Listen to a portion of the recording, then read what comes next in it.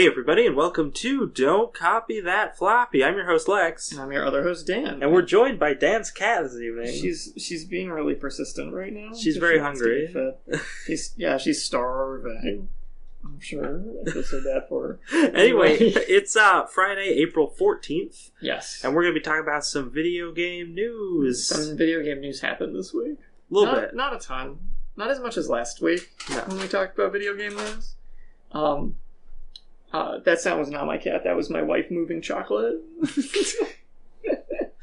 We broadcast Friday, 7 to 8 p.m. live on chipbit.net and twitch.tv/DCTF podcast. Also, if you want to watch or listen to the show, past episodes, you can check out our archives on Chipbit and also YouTube and iTunes. That is correct. But what are some of the things we're going to talk about this week, Dan? We're talking about the Nintendo Direct that happened on Wednesday the 12th. We are also going to talk about some other Nintendo news related to Breath of the Wild. Got patched again. Can you believe it? Some news about Overwatch. Some Microsoft goings-on in the works. A weird German law. A little story about swatting. We got some game leaks, some game announcements, and some releases on games being re-released, but on new platforms that people didn't really expect them to show up on necessarily. So we'll go through that, and then we'll round it off by looking at games that are coming out in the next week or so, as well as games that just came out. So, for starters, a Nintendo Direct happened a couple days ago. It was about Splatoon and ARMS. So Lex and I both said to ourselves, we don't need to watch that. Yeah. No, I didn't need any of that. I was mildly interested in the ARMS footage, but not enough to actually watch it. Like, tune in live. Yeah. So they, basically, the Direct was about those two games in particular, but it also gave release dates to a bunch of other, why are you watching Attack on Titan Season 2 on your tablet? It's a trailer. I'm trying to get to the screen. Look over there. What's you watching anime? That's my job. It was more. They also released or announced release dates for a lot of their other titles that we've been seeing for a while. That have kind of gone without a release date for some time. So they talked about games by first and third party publishers during the Direct. They wanted to make it very clear that there were a lot of games coming to the Switch soon, because they desperately need people to keep buying the Switch and keep buying games for the Switch, so they want you to know you're going to get games for the Switch. ARMS, Ultra Street Fighter 2, the final chapter, and Splatoon 2 have already had demos at the trade shows and things like that. They had them at PAX, things like that. There's some other titles they haven't said much about, like Project Mikuru, which I don't think I've even heard of. But what about Tetris? So the dates we have now are Puyo Puyo Tetris comes out on April 25th with the demo out. I could play a demo of Tetris? It's Puyo Puyo Tetris, motherfucker. I want to point out something funny about this that I learned earlier this week, and that's that the publisher of Puyo Puyo Tetris, I can't remember who it is. I could probably look that up, though. They are taking a hard stance, much like Atlas. Oh, it's Sega. Sega, the parent company of Atlas, are taking a hardline stance against people streaming Puyo Puyo Tetris. I'm not even kidding. Much like Persona 5. You better watch out if you plan on streaming Puyo Puyo Tetris. Although thus far, I've heard nothing of actual comeuppance from streaming Persona 5. Because I guarantee you by now there are people who have streamed past July 7th in that game. Oh, definitely. I mean, that's one of the things we were talking about last week, how enforceable is that rule? How much is it just blustering? Yeah. So, and it seemed I guess it's mostly blustering. Yeah, it wasn't actually something you could enforce. It's also pretty hard to enforce from, overseas. Yeah. Because I feel like under, Japanese copyright law, they could probably punish you a lot harder. But that copyright law doesn't, carry over into United States copyright law or Canadian copyright law the same way. So it's difficult. Puyo Puyo Tetris is coming out, though. Get hyped. Minecraft for the Switch is coming out May 11th. As much as I don't think we care, it's gonna move copies. Yeah, Like, there's a certain age range that will definitely yeah. buy it for that. Disgaea 5 Complete. You thought you played the complete version of Disgaea 5, but you didn't. It's coming out on May 23rd with a demo on the way. Ultra Street Fighter 2 Final Challengers on May 26th. ARMS getting dated for June 16th. Splatoon 2 getting dated for July 21st. And a Fate universe game. Some sort of Fate game. July 25th. I don't know what this is in relation to the Fate visual novel series. Oh, it looks like it's like a strategy RPG. Sonic Mania, Cinemora X, Project Mikaru, and Namco Museum are all coming in summer. In addition to these. So probably sometime in July or August. I do really like that, I like they're like, hey, here's a bunch of dates. Except for with these last 4 titles where we're just going to give you a window. It's still just summer, you know. Ubisoft is also putting Monopoly on the Switch. And Payday 2 is coming in 2017. Monopoly? So, like...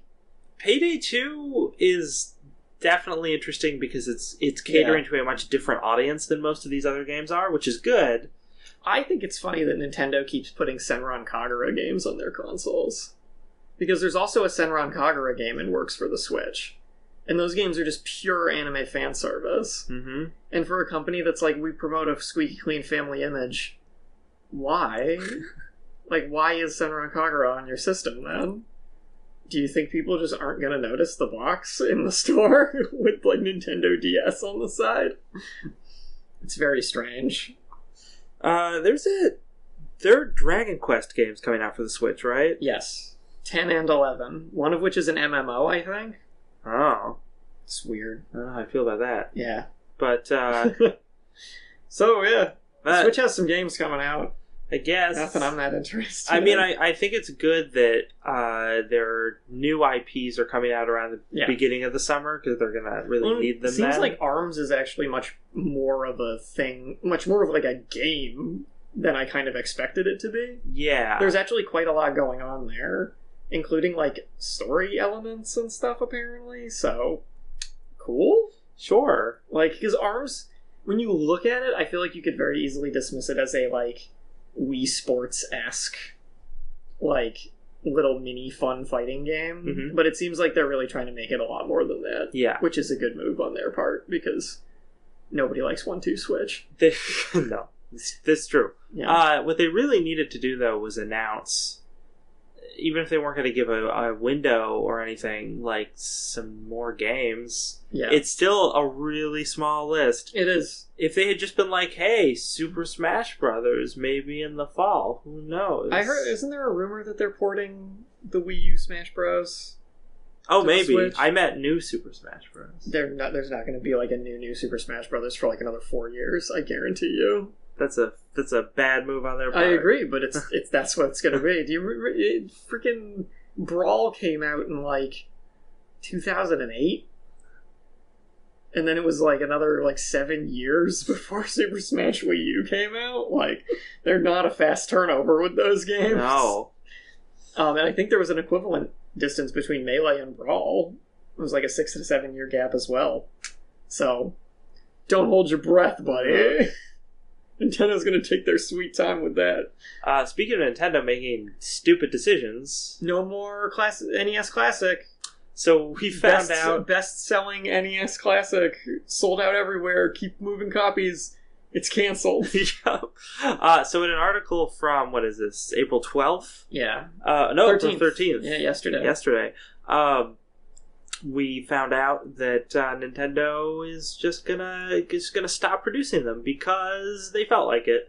They issued a statement to IGN saying, throughout April, NOA territories will receive the last shipments of Nintendo Entertainment System NES Classic Edition systems for this year. We encourage anyone interested in obtaining this system to check with retail outlets regarding their availability. Okay, that's really funny. We understand that it has been difficult for many consumers to find a system, and for that we apologize. I like the part where they say they've paid close attention to consumer feedback. That being that people want this and can't get it, so they decided to cancel it. Yep. Great listening to consumer feedback. They greatly appreciate the incredible level of consumer interest and support for this product. Yes. Yep. So you know what this comes off to me as? Them counting their chickens before they hatch. Because the Switch is doing pretty good. But this seems like Nintendo being like, oh, the Switch is doing so good, let's just move all our focus onto that. No need to keep manufacturing this other stuff. That would make sense if they were a smart company, and what I thought they were doing was putting all of these NES games on the Switch's virtual store. Mm. And, like, you could get them in a bundle or something, and then it's like, look, you want to play all these games? Just get them on the Switch. You should buy a Switch. Go buy a Switch. Yeah. But they're not going to do that. That's definitely not what their plan is, because they're not that smart. Probably not. So, I think when we were talking about the Switch or the NES Classic initially, I was talking, like, I brought up this video that Jim Sterling did where he compares Nintendo's outlook on these things to that of a toy company, and how their thought process is that scarcity is better for a product, which is silly and weird. Nintendo wants all their products to be the one Optimus Prime in the box. Yes. That's what they want. So it seems like this is just a continuation of that, but I don't understand what they're gaining from it, because they just... the system is selling. They're making money on it. This thing sold... From the time it came out in, like, what, November? To January, it sold 1.5 million units. Oof. People love it. Why are you discontinuing it? Is it just, did it utterly cease to sell? Because I don't think so. No, that's not true at all. They're still very close-fisted with the copies that they were sending out before they decided to cancel it. And... So it's still regularly sold out places. Yeah. And that's, just going to be finalized now, I guess. Terrific. But nobody gets to have fun. Yeah, I still don't understand why people want to buy this, because I think it's stupid. Yeah. And the controller's cords are so short. That's the real problem. Yeah. Is the short controller cords. But Nintendo's like, we're making a profit off this? Yeah, let's just not sell it anymore.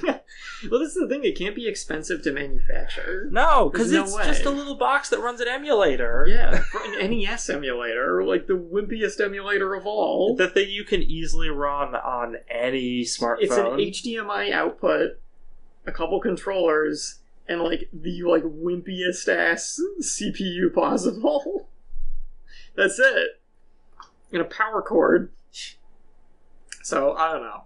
In Japan, they are also discontinuing the Famicom Mini, which, for anyone who doesn't know, is like the Japanese equivalent of the NES Classic. Yep. Because in Japan, they didn't have the NES, they had the Super Famicom, which is the very Japanese abbreviation of Family Computer. Uh-huh. And it was what you could get in Japan if you wanted to play little, like, the Virtual Console Nintendo titles without buying them on Virtual Console. I was always shocked that the Famicom looked like that. Yeah. Not because it looks terrible, although it does.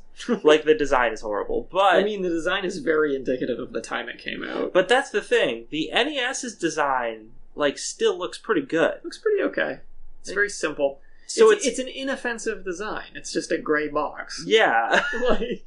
But it's just interesting that the same company designed both those things, because they don't look like they're this looks like something out of, like, company. Astro Boy or something. Yeah. This looks like something you'd get in a Japanese store. Mm-hmm. The one caveat here is that Nintendo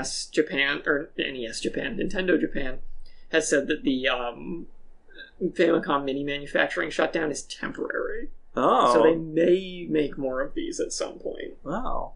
And I wonder if this is just they decided to shift all their manufacturing to the Switch. And, like, just said, like, y'all cancel this other hardware that's kind of extraneous. Just make more Switches. I guess? I don't know. Like, I mean, that kind of makes sense, but it's still... To the point that you made earlier, these things must be so cheap to produce. Yeah. Why not? Like dirt.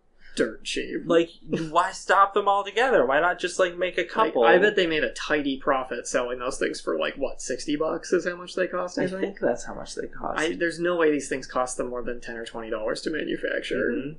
There's no way. Mm-hmm. Breath of the Wild got patched again. And once again, the patch notes were just made various changes for a more pleasant gaming experience. So this is actually our patron-voted story. It is. For the we're week. talking about Nintendo already. Yeah, so we figured we'd throw it in earlier. Yeah. What does that mean? What does that mean? Because they already fixed pleasant. the frame rate. So what more pleasant things could they add in? How much more pleasant could it be? My first guess was like, is the frame rate now perfect everywhere? Ooh. That is not the case. No. So no one's really sure about everything they did. One thing they did was made it so you can't get infinite arrows by making enemies shoot arrows at you and dodging it and picking the arrows up off the ground. Okay. 'Cause apparently you used to be able to do that because enemies had infinite arrows, so they would just keep shooting them. And if you just stood there dodging their arrows for like an hour, you'd have like hundreds and hundreds of arrows. So, does that mean you can no longer pick them up, or that enemies just run out? There can only be 20, like, spawned now or something, and the enemies will like eventually just like stop doing it. Oh, okay. Yeah, so you can't like accrue a ton of them and then pick them all up, or the enemy will eventually like stop shooting you with arrows is the other thing. But this funny little article from Polygon was, what could that mean? And they posit that the keyword here is pleasant, but it doesn't indicate who it's making the game more pleasant for. And if Nintendo's really concerned with making it more pleasant, it's talking about the person who's playing the game. The sky's the limit for potential changes. Because they don't know, could Nintendo mail everyone a sweater to wear while you play the game? That'd be Does lovely. Nintendo have the infrastructure? They The idea- definitely don't. Could the patch somehow install a fireplace in your home so you may snuggle by the fire while you play your Nintendo Switch? The other theory they had is, what if it's making the game more pleasant for Link? As in, there are several things Nintendo could do to improve the level of pleasantness for Link himself. Link is given a blanket straight from the dryer, so it's still warm. During thunderstorms, Link is transported to an inn and given a cinnamon roll. It has the appropriate amount of icing. Link is handed a cookie the moment they're out of the oven, So the chocolate is still melting. Link is given new socks with every outfit, so he can enjoy the feeling of putting on a sock for the first time. Gosh, that's a good feeling. If Link uses a restroom at a restaurant, his food will have arrived by the time he returns. Oh, that's so nice. Every birthday card Link receives will include a crisp $20 bill, because that's the most pleasant amount of money to get in a birthday card. No clue why, but you know it's true. Oh, now I just am so worried because one of the things when I go to a restaurant is I never want to go to the bathroom while I wait for my food, because if I'm not there when it gets there, they might think that I like ran out on it? Yeah. Yeah, I never thought about this This before. is no I feel good. like they give you the benefit of the doubt. Like, if you, at least if you had like a coat that you left on the table. It's true. Or something. But in those warmer months, it's warmer months, yeah, I don't know Stop. what to do. Leave like a shoe on the table, maybe? just leave a shoe on the table. That's the Just take your universal shoe off side. and hang it off your chair. Like, he left, but he left his shoe. He must still be here. I mean, I think that's a logical train of thought. It is weird to leave your shoe, but I think it would get the message across. Or you could leave your socks, and then when you come back, you can put on a sock. It wouldn't be for the first time. So yeah, who knows? I gotta say, this article was amazing. I liked it quite a bit. It tickled me. So I threw it in there for a voting story. Article from Destructoid, however, from the 12th, figured out a little bit more about what this patch did. In addition to the arrow thing, they also nerfed the Wolf Link companion you can get from the Twilight Princess Link amiibo. Oh. Like Wolf Link amiibo. You could get a sidekick Link, like Wolf Link, who had a certain amount of health depending on how many hearts you completed Twilight Princess HD's Cave of Trials with. Okay. So there's this whole thing where you do that in Twilight Princess HD, and then you can like scan your amiibo to like save that data. So if you beat it with 20 hearts, in Twilight Princess and you put it into Breath of the Wild, you have like a super strong Wolf-Link companion. It's a very weird kind of obtuse amiibo bonus. But I guess they like nerfed him so that for some reason he was like automatically spawning with 20 hearts, but now they fixed it so like you only get the 20 hearts if you actually did like the thing. Oh man. Princess. So you can't like bullshit it with a super Wolf-Link, but his AI still sucks, I guess, because it did already. So that's about it for Nintendo. Overwatch had a new event. New event started on Tuesday, the 11th. The event is called Uprising, and it is not what I expected. What is it? Well, I expected like an Easter type thing or like a spring celebration. Sure. Thing. But no, it's it's all story. It's all like Overwatch lore. Oh. The event like game mode is another PvE thing, like the Halloween one, but it's like an objective based like mini story that you play through on the King's Row map, where you have to capture these points and then escort a payload like back across the map. Oh, escort a payload. Escort that payload, and everybody you play it. It's the same thing where there's 4 characters and you choose like everyone can be one of the 4, so you make like the same set team. But there is actually a version of it where you can play as any heroes you want. But the set team normally is Reinhardt, Mercy, Torbjorn, and Tracer. And the idea is that this stuff, it's like a flashback to Tracer's first assignment as a member of Overwatch, which was like a big attack by like an Omnic extremist group on King's Row when they were trying to do like a bunch of peace treaty stuff. Mm-hmm. So it's pretty cool. It requires a lot of teamwork. You're fighting like waves of like AI robots of different sorts. And trying to like accomplish various objectives at the same time, and it's really fun. Like it functions really well, especially with like the 4 characters you're supposed to use. Playing it with any characters you want is fun, but you can definitely tell it was not built around certain characters being useful. I think I played as who was it? I played as Lucio at one point, and it wasn't as good as I thought it would be. It was unfortunately not that great. So, because having Mercy's like damage boost thing really helps in it as like part of it. But it's really cool little like game mode. The event still came with like over 100 new like cosmetic items you can unlock that are tied to it. There's new skins for those 4 characters that are like old. They're old Overwatch uniforms from that time period. You got Mercy with her hair down, Cadet Tracer with her little hat, Torbjorn with a shorter beard and a baseball cap, Reinhardt with like somewhat more suave looking hair, but he's still old. I will say there's an amazing Reinhardt spray, because there's a dialogue between him and Farah that you can randomly get in the game where she says like, "Oh, Reinhardt, I'm such a big fan of yours. I totally had your poster on my wall in my room when I was a kid." And Reinhardt's like, "I remember that poster. My hair was amazing." And they made a spray of the Reinhardt poster, and his hair is amazing. His hair is amazing. It's him as like a super young dude, and he has like long flowing blonde hair. It's great. So it's cool because it's all like lore related stuff, and they even added like little story snippets to various skins that characters have. So you like highlight the skin, and it says like it gives you little factoids about the characters and their pasts.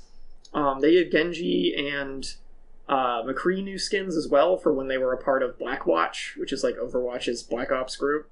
So Genji got like this super edgy skin from when he was like first a cyborg robot man, and he was really edgy. Oh. Before like Zenyatta mellowed him out. So it's pretty cool. I played it a bit. It's fun. It's somewhat difficult. I beat it on normal mode, but doing it on hard or higher seems like your whole team of 4 really needs to be like on point with everything. And there's special sprays you get for like beating it on difficulties or with certain like circumstances. But it's really cool. It gives me kind of like a Left 4 Dead vibe. Oh, nice. Because there's like different types of robots you have to deal with and everything. And they come in like it's like you're walking through the mission, so then you have like different situations you get put into, and you have to deal with them on the fly. Yeah, there's these Omnic guys, and they're purple. Bastion got a purple Omnic skin to go with all that. Ooh. But It's been Blizzard's been a busy week for them. they've been busy. Mercy looks great. Yeah, Mercy looks great. And Tracer's got her little hat. Yeah, because last week, Journey to Ungoro came out for Hearthstone. That's true. And Widowmaker got a legendary skin too, where she's not blue. Oh. Huh. Huh. How about that? It's good luck. Diva got a great highlight intro where she just takes a selfie. I saw that. That was great. Anyway. But yeah, Ungoro's out. People have been liking it. I've been playing. I've been liking it. Last week you told me all about those quest cards. The quest cards are super interesting. I thought that was a cool idea. Yeah, they definitely have really embraced the idea of introducing mechanics that you couldn't do in a physical card game. Like, It seems like with every new set, they embrace that further, which is, I think, just a good thing. Right. Because if you're just emulating things that, like, Magic the Gathering does, eventually someone's going to be like, yeah, but I could just play Magic the Gathering. Exactly. But the new Adapt mechanic works really well. It's a lot of fun. There's a lot more stuff with generating random cards from like outside the game for you, which is fun. So they mix things up a bit. Yeah, and this one. And elementals are the big creature type. I thought it was going to be beasts, and beasts are important because dinosaurs. And there are, you can certainly build a lot of beast decks with the new set. But the other big creature type they've introduced is elementals. Interesting. And they went back and retconned some of the older cards to give them the elemental type, and they built a bunch of stuff around it, and it works pretty smoothly. It's pretty good. Cool. So I've been enjoying that. Nice. But, yeah, so what do we have next? What else is going on? I was kind of surprised, actually, when they announced that the Ungoro one was going to be the next expansion. And I didn't play either of these expansions of Hearthstone, but the thought crossed my mind that, like, how is it not really similar to the Explorers Guild expansion they did? You know, thematically, it is super similar. Okay, so I'm not, like, wrong in my assumption about that. Yeah, you're not wrong. Because it's, like, jungle quest adventures with monster dinosaurs and stuff. Yeah.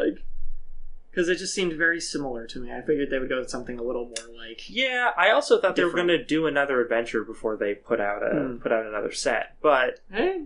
Yeah, but it's very different mechanically. Right. And that's... that's good. I mean, that's more important than it being different thematically, completely. Like, what's Microsoft up to? Oh, Microsoft. They might add a refund service. Yeah. Oh, my God. For their digital store for Xbox One.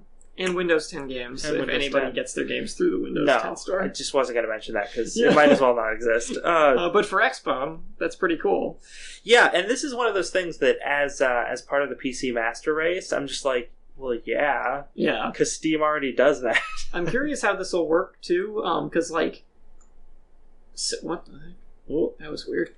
Sony technically has a refund service, but you can only get a refund on your game from the PSN store if you haven't downloaded it yet. Yeah, I was reading about that. So it's like, it might as well not exist. Mm-hmm. Because you have to buy the game and be like, I didn't mean to buy that game. And then you can refund it. But if you even start the download, you're stuck with it. I accidentally clicked buy on this game. Yeah, because that happens all the time. All the time. But yeah, it's it allows you, let's see.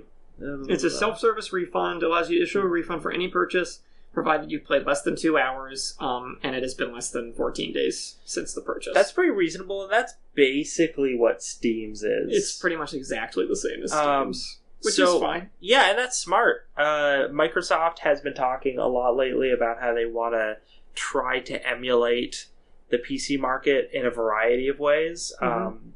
I mean, one of the ways they were originally talking about that was by making the new Xbox consoles more modular, and you could put parts into them, but then when they announced Scorpio stats, we found out that that's not what they're doing. But at least they're doing something to emulate PC stuff. Yeah. So you definitely see that that's like part of their thought process. Right. And that's probably a good thing because the PC market works really well. Right. So any way that you want to emulate that, probably a good idea. And I'm happy for this, because I think it only helps consumers. One weird thing is that DLC and season passes aren't included in this, which that makes sense. Yeah. But the weird thing is if you buy a digital copy of a game that includes the season pass, then what happens? Yeah. Time will tell. Man, Because there are those kind of things. I still gotta get Star Wars Battlefront with all of the with everything for $20. $40, excuse you. I'm gonna wait a couple months. It's only a third of the price that all those other suckers paid. So, what's Germany up to? Oh, zoom in on that. This is ridiculous. Oh, this story. At first I was like, what story are we talking about? And I looked at it for a solid minute before I was like, oh. So basically, Germany has ruled that streaming... It's that they want streaming to abide by the same regulations that, like, TV and radio broadcasting have to. So this is real bad news for streamers in Germany. Yes. I'm so sorry, you guys. Yes. The German government decided that, they want it to abide by the same rules as those older forms of tech, instead of trying to make new rules for the new tech. Yeah. And the old rule is you gotta have a broadcasting license or a Rundfunk license. Germany. Which can cost between 1 and 10,000 euros. That's like $2 million American dollars. That's $2 million American dollars. I'm actually curious what the actual turnover on that is. Let me Google that real quick. I think at this point, at this point, even? the euro is pretty much the same. I just love. Did you just Google it, Corinne? Oh, okay. I just love how whenever we talk about yen, I make jokes about like, oh my god, that's like a million yen. That's like $5. Oh! So that I can make jokes with the euros. We're like, oh, €5. That's like $1 million. It's like $1 million. Get off of this window. 100 Canadian dollars. That's like $2 US. Oh no. Canada's dollar is not very strong right They now. mostly barter in moose, I think. That's... They have all the maple syrup. They know what they have. Mm-hmm. But they throw their weight around. But yeah, so this is a really tragic story of lawmakers having very backwards thinking. Yeah. And screw you, Landesmedienum Stall. That was bad. Yeah. Yeah, and I don't probably Stall. And like these licenses are obviously expensive, but they're meant for like a broadcasting company that owns a TV channel to buy. Yeah, or a radio station. Yeah. That has like money to throw around. So then those prices make sense. But if you're talking about some guy, person. if you're talking about some guy in his basement streaming like KOTOR because he loves KOTOR, everybody does. And it's different if you're talking about like big YouTube conglomerations like Game Grumps or something. They'd have the money to pay for it if they needed to. But most of these people aren't Game Grumps. Yeah, like... and it's one of those things where we've talked about in the past how there are now we're moving towards situations where with like partnered streamers and people on networks. Yeah, and it seems like streaming stuff on YouTube and on Twitch and YouTube channels are kind of starting to go in the direction of being more like traditional TV networks. Yeah. And if that had actually fully transitioned and happened, then this law would kind of make sense. Right. But it's only for like a couple people that situation applies. It's dumb. So this is just super bad. It's really bad, it's really dumb, and it just shows how out of touch the people in charge of making these decisions are with how this stuff, like, works.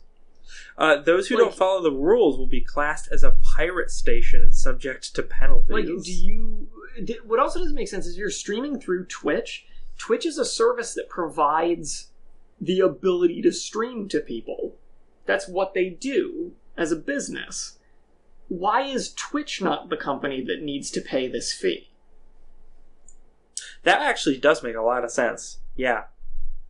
Because if the solution here is for Twitch to spend 10,000 euros to buy a broadcasting license, then they can do that. No problem. Twitch makes tons of money. All that ad revenue. I was just watching anime ads earlier. We just watched some anime ads on our tablet just earlier today. Perfect. Great anime ads. Attack on Titan. Attack on Titan Season 2. 10. Check it out. Monkey Trouble's in this season.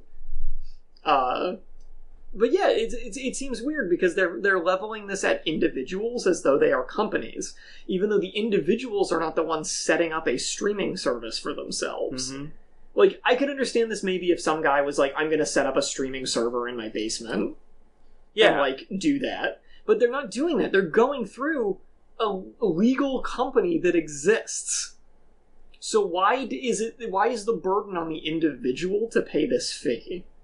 Even if this gets passed. Dan, you make an amazing point. Thank you. I didn't even think of that going into the story. Because I just thought of it now when we were talking about this. I was like, wait a minute. There is someone who probably should be paying that. Fee. And if that's the case, Twitch can pay it no problem. That's a non-issue. Mm-hmm. And Twitch should pay it if that's the solution to this problem. But I feel like it's probably not going to. You know what? It's interesting. And once again, shows the people who are making this decision probably have no idea what this is actually about. Yeah, it does. But no, you know what? It's interesting because that when you think about it like that, like when we're talking about a TV channel or a TV station, it's as if they were going after individial shows instead of the station.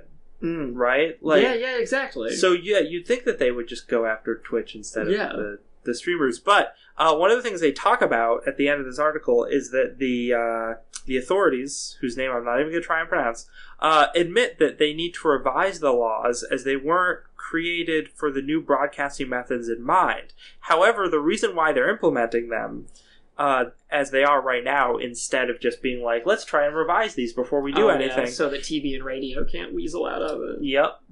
So that's okay. Yeah. But it's one of those things where when TV and radio make that argument, the lawmakers could just be like, yeah, but you're obviously a different broadcasting medium, so no, you don't get to weasel out of this. This still, until further notice, this seems bad. Yeah. But we'll see where it goes. Some British guy... Oh, this is like a serious story. Yeah, some British guy swatted some people. So a person. This is our extremely serious and like really sad story from of the Eurogamer. Day. Yeah, because Eurogamer does real news. I don't know if you ever noticed. They do. They're great. But there's justice today, or the start of justice today, or not today. 2 days ago, 3 days ago. 3 days ago, because it was the 11th. There was justice 3 days ago. There was the start of justice 3 days ago. Justice began in the UK. When charges were brought against a British man named Robert McDade. Yeah, I assume that's how you pronounce it. McDade? A 21-year-old from Coventry. The UK is so quaint. Anyway, they face multiple charges in the US after phoning a terrorism hotline to make threats while posing as another man. Tyrand Dobbs. Mm-hmm. Now, Tyrand Whisperwind. So Dobbs is an American. He streams on Twitch, or at least he was. Yep. He's from Maryland, and he's 20. And he was swatted. And this British guy swatted him from Britain. Now, usually when we have swatting stories, we always talk about how, like, thank goodness when the police ran in there, they realized there was nothing wrong and they didn't shoot anyone. Yeah. It'll be a bad day when they actually do shoot someone. Well, guess what? Tyrand Dobbs got shot. He got shot. Now, with rubber bullets. So it could have been a lot worse because he got shot in the head. In the face and chest, which means that if they were real bullets, he'd be super dead. He's super dead. Because that's the point. You go 1-2 and then they're dead. Yeah.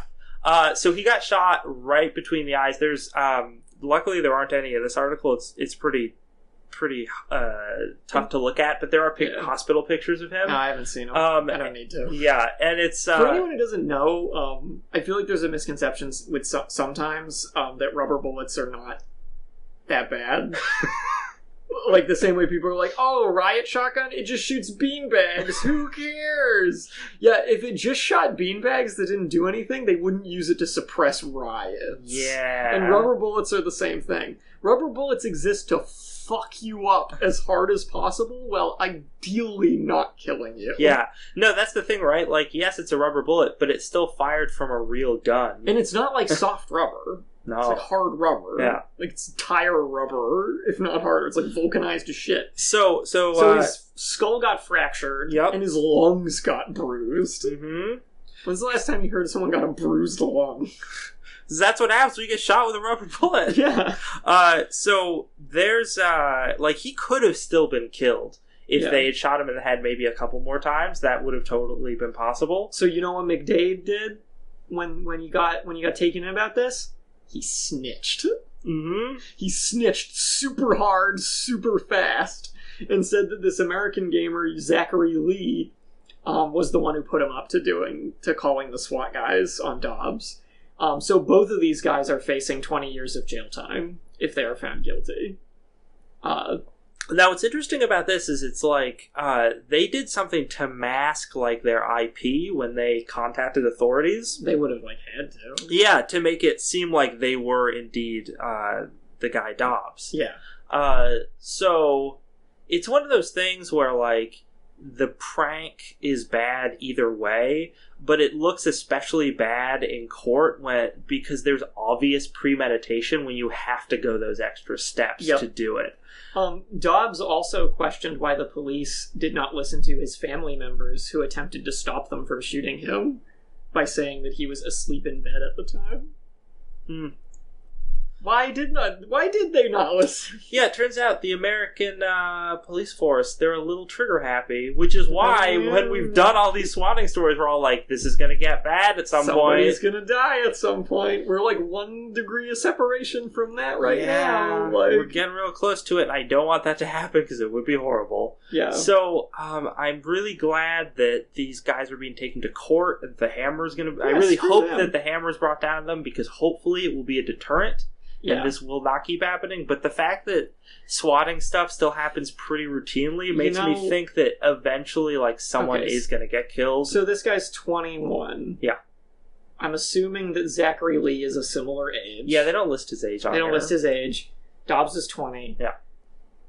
So I want to say, as someone nearing 30, no matter what kind of things happen to people who do this, teenagers and early 20s assholes are gonna keep doing this. I don't think it matters if these guys get put into jail. These guys get put into jail, maybe it'll deter some people, but arguably the only people it's gonna be quote-unquote deterring are people who wouldn't do this in the first place. Because I think most of the people who would do this are gonna do it regardless of whether or not there's serious legal repercussions. Because the people doing this are morons. Yeah, well, that's true. I have a lack of faith in people's ability to think rationally when they decide to pull a wicked epic prank, bro. Well, I think maybe that's just me. In that case, what I think is probably going to end up happening is that someone is going to get killed. And that might not stop any of the people who are performing these pranks. I mean, we'd hope that it would, but it probably won't. But what it will do is it'll prompt lawmakers to put a bunch of really restrictive laws on things like, I don't know, maybe streaming or something. Maybe. Or maybe make it really hard to call in, to call the cops with these kind of legitimate concerns. Yeah, it's like a Boy Who Cried Wolf situation. Yeah. The Boy Who Cried SWAT team. So, that sucks. It's real bad. Oh, this is a fun story. Why are you upset? I hate talking about Gearbox so much. So there's a story 4 days ago about Gearbox, and they're duking it out with another company called G2A. They're like Good Old Games or Steam. They're like a game except sales shadier service. And more terrible. There have been some other stories about them in the past couple months that we've kind of ignored, of money laundering things and stuff like that. I think that I just saw and was like, this is too... I don't think we need to talk about this. But now they're all tangled up with Gearbox. I mean, it's kind of great because it's just two companies who suck. Yeah. And they're just beating on each other. Yeah. Basically, the idea with the reason why this all happened is because Gearbox put out its Bulletstorm Full Clip Edition that nobody asked for and nobody wanted, but they did it anyway. Who even remembered Bulletstorm? No, I didn't remember it. No one. And they were retailing it for $60, and it's a remaster. Why would you do that? But this time they had a story in it that had Duke Nukem, and No. it's apparently awful. No. The best part about that, so the remaster of the game is $60, but if you want to play the Duke Nukem, that's paid DLC. So Seriously? Yeah, that's a $5 additional thing. And on top of that, ladies and gentlemen, it's apparently awful. But they did that, and they announced their big partnership for how they were going to be selling this game. Is they were going to be selling it on G2A, which, as we said, is a platform similar to Good Old Games, but they do Steam keys. Yep. Now, G2A's come under fire quite a bit because people are pretty sure that they sell stolen Steam keys. Yeah, like that's what all the stories were like about. Yeah, we're pretty sure. There isn't any like concrete evidence, but there's a lot of circumstantial evidence. Yeah, that's a good way of putting it. And G2A has always just been like, no, we don't do that. We're not going to look into it. It's fine. And that's pretty much how they've responded. So, Total Biscuit, when Gearbox announced they were partnering with G2A, Total Biscuit got on a lot of people, but especially Total Biscuit, got on their case about it and said, hey, you really shouldn't partner with that company because, of the reasons that we just talked about. Yeah. And Gearbox was like, what? Really? Can you give us some examples? So, I mean, for one thing, that's super insulting because, you guys, maybe you should, look yourselves, or maybe you should have researched it before you decided to partner with the company. Excuse me. Are you proposing that Gearbox does something smart? Never happened. Randy Pitchford. But Total Biscuit is nothing if not accommodating. Plus, because he'd been talking a lot about G2A recently, he had already compiled all the evidence for reporting he'd been doing. Yeah. So he basically just sent it to them. Yep. And they looked at it and they were like, oh, this ain't great. In that case, they decided to issue an ultimatum to G2A, which is silly and overly dramatic. Whoa. Yeah, where they released a statement saying that they were taking Bulletstorm off of G2A unless G2A met their demands within 24 hours. And the demands were that they stop doing... A bowl of all green M&Ms. Yes. That they stop doing all these business practices that they're accused of, or they at least, offer up some more data to prove that they're not doing that. Right. Stuff like that. Now, these...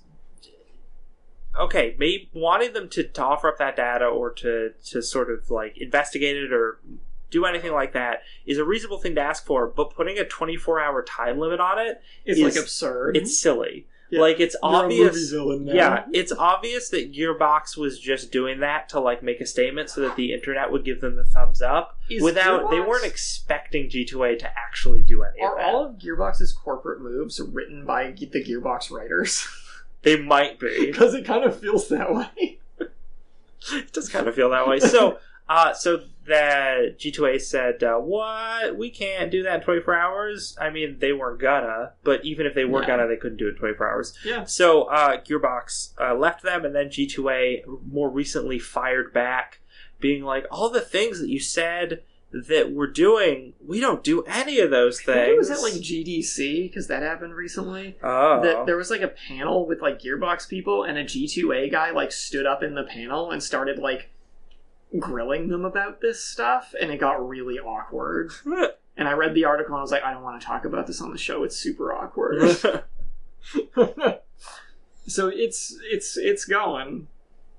So what's are they pressing legal action about this yet? No, it's just all a big pissing contest. Yeah, it's just them yelling at each other. There's Randy, and all it's doing is it's making people think, oh man, Gearbox are really dumb because they wanted to partner with this business, because they just thought they'd make a quick buck and not because they actually cared about the business practices of this business. Yeah. So Gearbox comes out looking like idiots. Yep. Which I'm happy with. That's fine. Their ultimatum, which I think they thought would make them come out looking like cool guys, obviously doesn't. And G2A comes out looking like huge a-holes. which I'm also happy with. Yeah. So at the end of the day, I think this is just great. Net positive. Yeah, great. Two horrible entities in just video consuming gaming. each other. Yeah. That's fine. It's great. It's like an Ouroboros of shitty developers.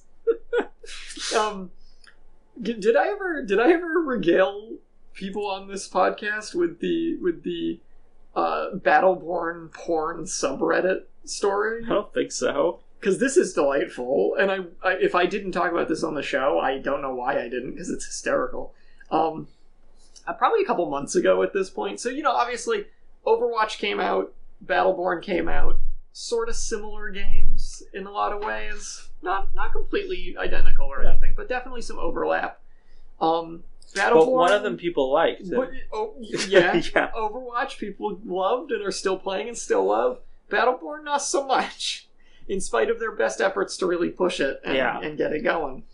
A few months ago, because Battleborn is still in the middle of its very prolonged death throes, Randy Pitchford tweeted, "Alert, this is something along the lines of, alert, this is not a drill. I've just been informed that there's a Battleborn Corn subreddit." Mm-hmm. So, obviously, your first thought is like, well, yeah, that probably exists. There's some Rule 34. Rule 34, it exists, but it felt funny because it's like, well, Overwatch had all that hullabaloo about porn when it came out. Oh, yeah. So it felt like Randy was like trying to capitalize on it. He's like, hey, that's what people liked about Overwatch, the porn. We gotta get in on that. That's actually a classic example of Randy Pitchford missing the point. But no, do you want to know the surprise twist ending? Did he create the subreddit? He created the subreddit. Of course he did. No, I can't say that as if it is truth. But the evidence exists. Because he made that post and linked to the subreddit. A subreddit which had been created 9 hours earlier. That's a really short turnaround. From existence to the developer tweeting about it. It was also, like, practically vacant. Yeah, that's what I was also thinking. Like, is there actually any? There's very little there. So, the prevailing theory is that Randy Pitchford created a Battleborn porn subreddit. Just to get publicity for his game. To get people to notice Battleborn. That's so sad. It's really sad! It's like one of the most depressing things I've ever heard. Maybe people like my game if they think there's porn. Oh! So anyway. Oh. Hey, who likes paying lots of money for the same game again? EA fans. This is true. It's unfortunate, is but anyone it's true. an EA fan, or are people just fans of the properties EA has? Is there a guy out there who's like, I fucking love EA, and he has just tons of EA merch? Well, I wonder if it's just like there are people who just love all of the different AAA titles they put out. So they think like EA's the coolest? Yeah. There's definitely some college bros that are probably like that. Yeah, because they play all the sport ball games and all the shooting games. The CODs. The COD Blops. And then they probably were like, I don't usually like nerd stuff, but Star I decided Wars, to... brah. Yeah, but I decided to play Star Wars because it's cool. Yeah. So I'm going to start this by saying hashtag not my Star Wars Battlefront 2. I play that shit on the original Xbox. Heck yeah. Oof. But a video, the video doesn't exist. Well, it's been taken down at this point. But on April 11th, a video leaked. Now, prevailing theory being this was supposed to come out this weekend because it's like a Star Wars celebration going on right now. I don't know if it has come out officially yet. I think it might even be like today. It might be out right now. But... I thought I might have read something about how EA was acting like it didn't leak, and they were just like, look at this trailer that's premiering today. So there's going to be a story mode where you play as like TIE fighter pilots or something, and the lady remembers when Emperor Palpatine got killed. I gotta say, that's actually not an uncompelling plot idea. No, that works. Yeah. That's fine. I have no problem with that. But then, and it goes on to be like, hey, there's going to be stuff from the original trilogy. There's going to be stuff from the new trilogy. There's going to be stuff from the prequel trilogy. We got it all this time. Which I gotta say, I'm surprised that they're putting the prequel trilogy in already and not saving that for Battlefront 3. I know, right? That's what I thought too. Right? But they had to get Darth Maul in there. Ugh. Yeah, do you know he's dead now in the canon expanded universe? Finally? Oh, really? He's, like, actually dead. Did they kill him in, like, Rebels or something? Yeah. Oh. Like, definitively. I got behind in Rebels. Oh, I'm sorry, I spoiled that for you. But... Thanks. You're welcome. Isn't that good news, though? He was great in Rebels. Actually, they made him a much better character. Yeah, now I don't want him to die. Because if they had said, if before he showed up in Rebels, you had been like, he died, I would have been like, thank goodness. No, but in Rebels, they, like, made him a character. Yeah. Like, with stuff to do.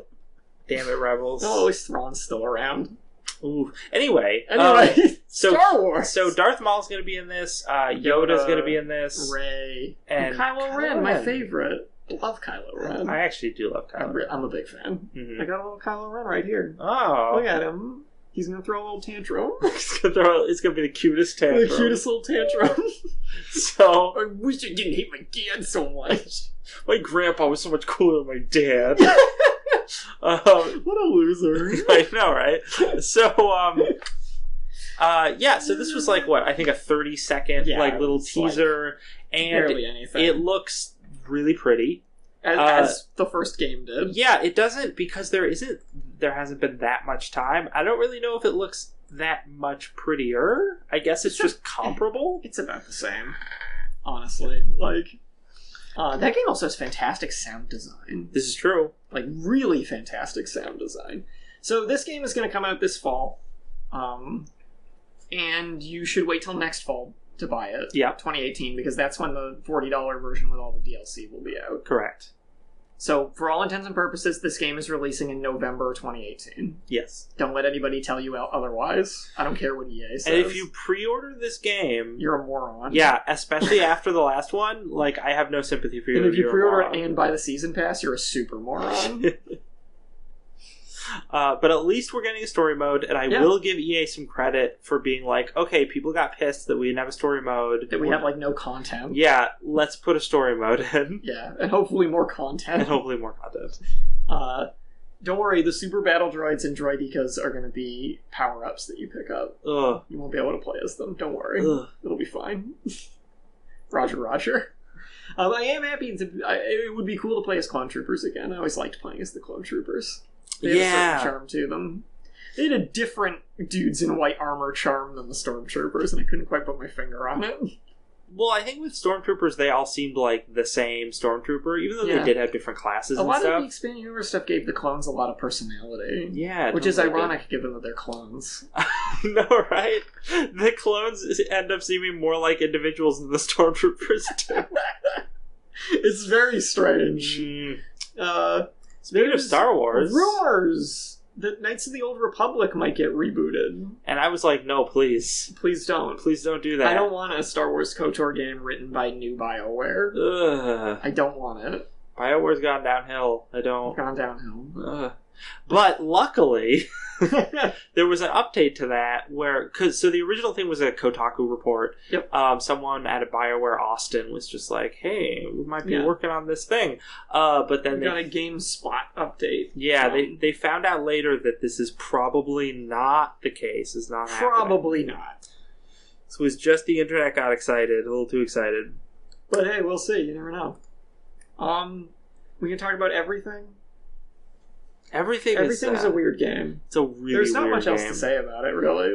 There's a link to this Vice article about everything on our Facebook, but I'll probably repost it or like tweet it or something so people can check it out, because it's not so much about reading the article as it is just watching like the 4-minute video they have with it. Yeah. And it's about this game dev who has done a lot of CGI stuff. He's worked on the movie Her and Adventure Time. He did my most hated episode of Adventure Time. Oh, really? Yeah, I thought that episode was awful. Which episode is it? It might be one I haven't seen. It's an entirely CGI episode where I haven't seen it. Yeah. Where they have to where the Ice King makes an evil virus that's eating reality and stuff, and it's and they have to go into the net. Yeah. They reboot. Mm-hmm. Reboot. Reboot. No, I did not like it. So, but this game sounds really interesting. It's entitled Everything, and you can play as everything. There's like over 3,000 things that you can inhabit. Yeah, you start as a deer. Oh, I didn't realize you started. Yeah, I watched some people play like the beginning of the game. I have a big problem with this game from what I've seen of it, and that's that the beings which you inhabit are not necessarily animated. Oh yeah, so they just kind of bounce around. They roll like a wheel, and it's very strange. It kind of, I don't know. Given that the game seems like it's supposed to feel super immersive, it doesn't really work for me. It also talks philosophy at you constantly. Well, the guy took audio from Alan Watts, who is a philosopher who died in the early 70s. Yeah. And put it into the game, and it just comes in at different points in the game when it's relevant. So it's really just a game about philosophy and like the universe. You and inhabit life. various beings or objects. Like you can inhabit the moon, you can inhabit bacteria, you can inhabit different animals, flowers, like all this stuff, but there's nothing really to it beyond that. It's just kind of like experience this, go through all these things. And like you can collect more of the things that you are, so you can run a big pack of elk or something, and then you listen to philosophy while you do that. And now lots of places are like praising the hell out of this game, and I'll agree that it's kind of like unique, but it also comes off to, and I hate saying this because it makes me sound like a douchebag, this game is really pretentious. Oh yeah. No, like, painfully so. One of the things that I thought was actually super funny about the Vice video is the interviewer is like the most hipster looking person I've ever seen, and the game designer is super hipster looking, and they're just having a discussion about a philosophy in a video game, and I'm like, what have I done? Yeah. And all the reviews it's getting are like, this game is amazing, what an incredible experience. And it's like, you just are doing this for cred. Like, everyone's reviewing this for cred. Which is not to say, I feel like if you're the kind of person who's into that kind of philosophical stuff, this game you could find a lot of enjoyment out of.